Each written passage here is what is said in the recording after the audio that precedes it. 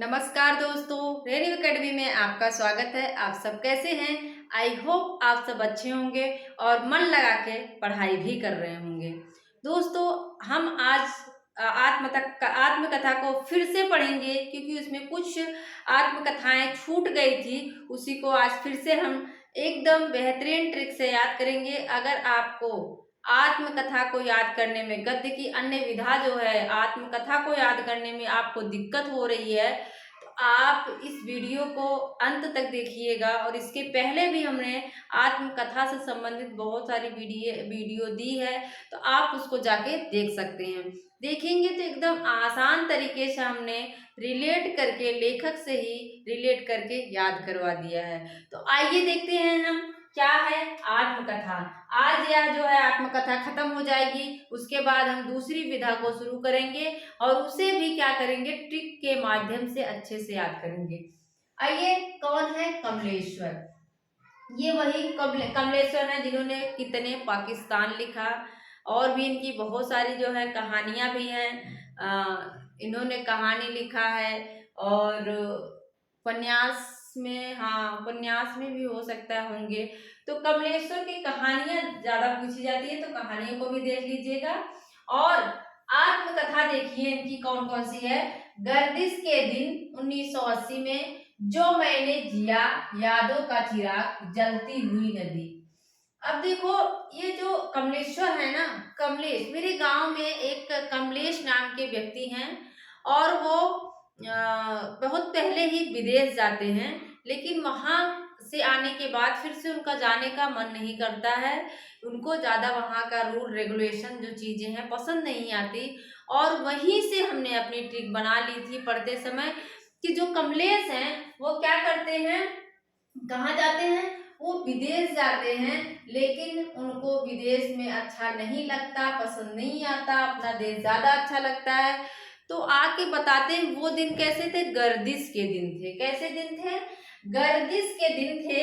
और जो मैंने जिया, कहते हैं कि जो मैंने जिया वो यादों के सहारे जिया, मतलब यादों का चिराग लेकर जिया मैं वहां पर। और जलती हुई नदी से मैं वापस आ गया।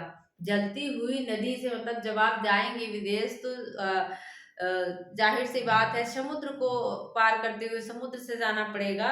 तो वहां से कह रहे हैं कि जलती हुई नदी से मैं वापस आ गया।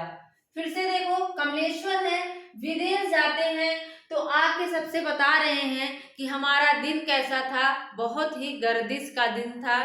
गर्दिश का दिन था, जो मैंने जिया, मैं वहां पर यादों का चिराग लेकर जी रहा था, और जलती हुई नदी से मैं वापस अपने देश आ गया। जैसे मैंने बना लिया था। और ये रचनाएं मुझे कभी भी नहीं भूलती हैं।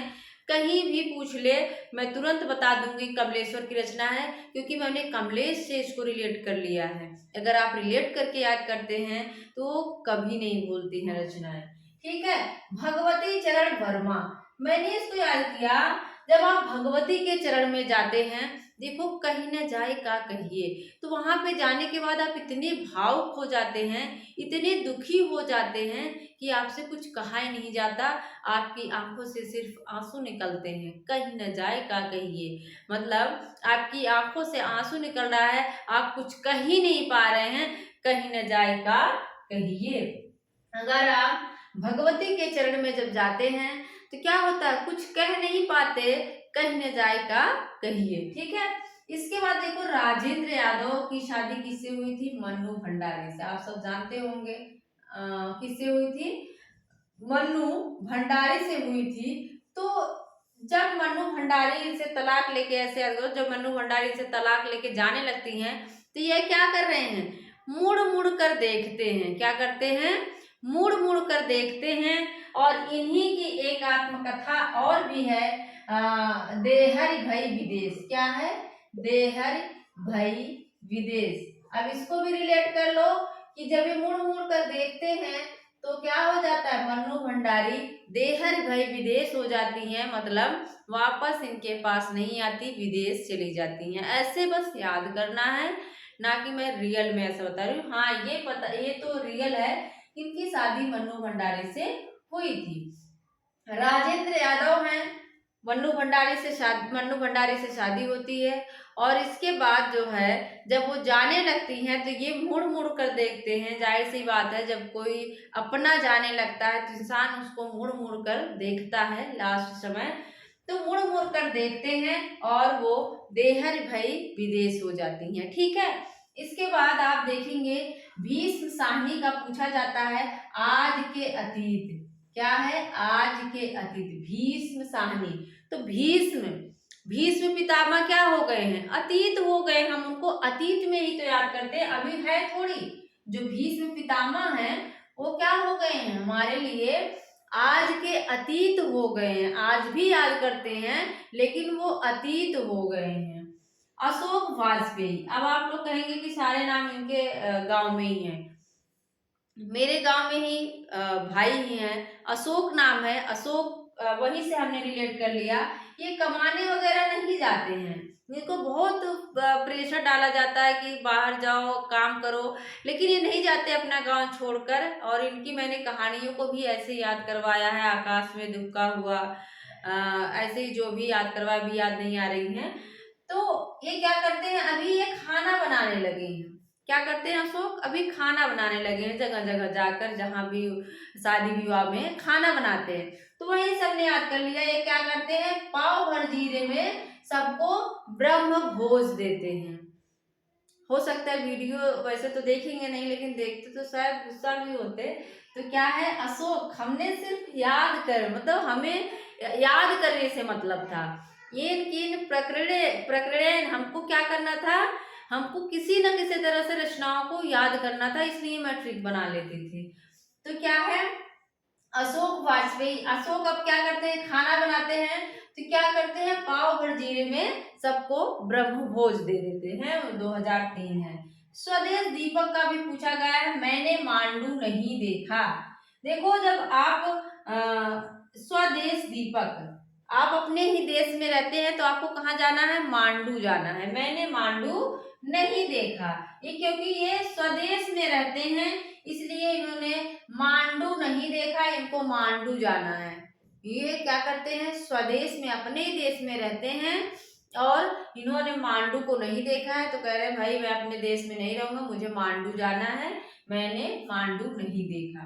रविंद्रनाथ त्यागी का है वसंत से पतझड़ तक। अब देखो पतझड़ में जो पत्तियां हैं वो पेड़ क्या करते हैं? त्याग देते हैं। पेड़ से क्या होता है? पत्तियां गिर जाती हैं, पत्ते, और पेड़ क्या करता है? पत्तियों को त्याग देता है। वहीं से हमने याद कर लिया कि पतझड़ में क्या होता है? पत्तियों को पेड़ त्याग देता है।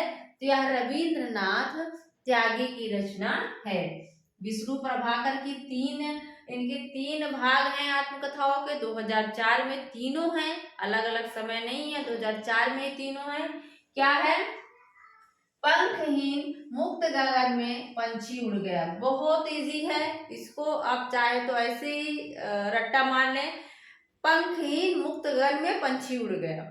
हमने तो याद कर लिया था कि देखो जब विष्णु प्रभाकर, जब प्रभा होती है, विष्णु प्रभाकर जब प्रभा होती है तो क्या होता है? पंखहीन मुक्त गगन में आप देखेंगे कि पक्षी वगैरह उड़ने लगते हैं, तो पंछी उड़ गया 2004। विष्णु चंद्र शर्मा की बहुत पूछी गई है। यहाँ पे देखो विष्णु प्रभाकर हैं लेकिन यहाँ विष्णु चंद्र शर्मा है।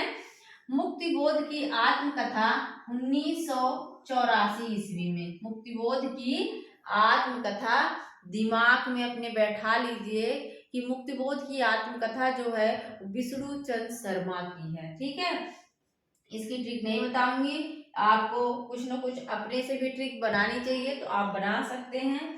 सूर्य प्रसाद दीक्षित का है निराला की आत्मकथा 1970 में। कब है? 1970 में निराला की आत्मकथा। सूर्यकांत, आप जानते हैं सूर्यकांत त्रिपाठी निराला कहा जाता था निराला को। तो यहाँ पे भी देख रहे हैं सूर्य आ रहा है, सूर्य प्रसाद।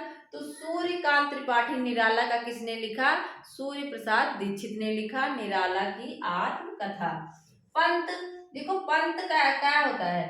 पंत को हमने पत्ते से याद करवाया है। जब जो पत्ता होता है ना ऐसे रहता है, इसमें आप देखेंगे ये रेखाएं बनी होती है ना, ये क्या है?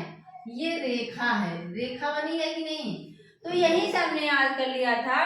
जो सुमित्रा नंदन पंत का की आत्मकथा है 60 वर्ष एक रेखांकन, उसमें क्या बनी रहती है, रेखा बनी रहती है, किसमें, पत्ते में, अर्थात ये पंत की रचना है।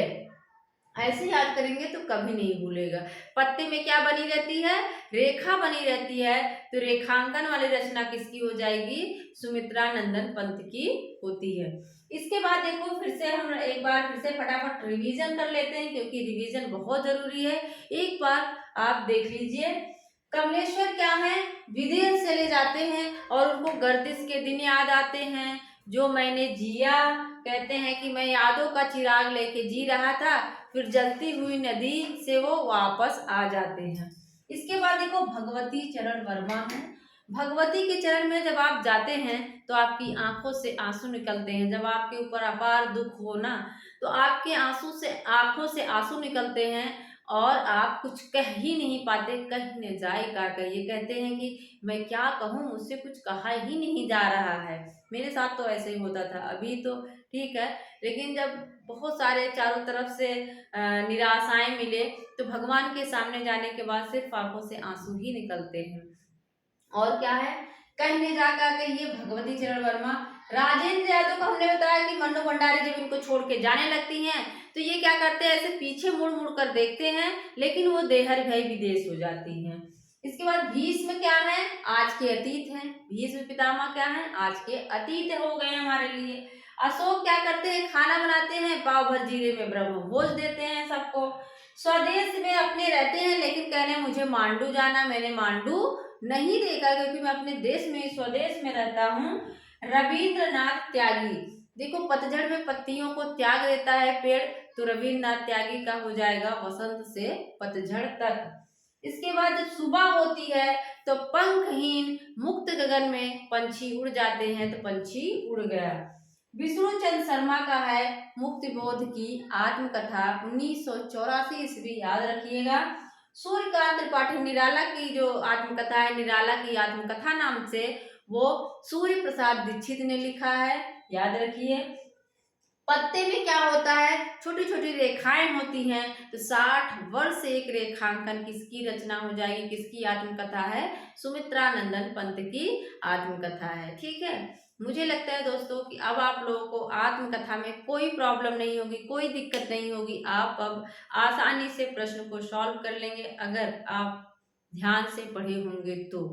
ठीक है, ऐसी वीडियो आपको देते रहेंगे। मेरा पूरा वीडियो देखने के लिए आप लोगों का बहुत बहुत धन्यवाद। मिलते हैं अगले वीडियो में। Thank you.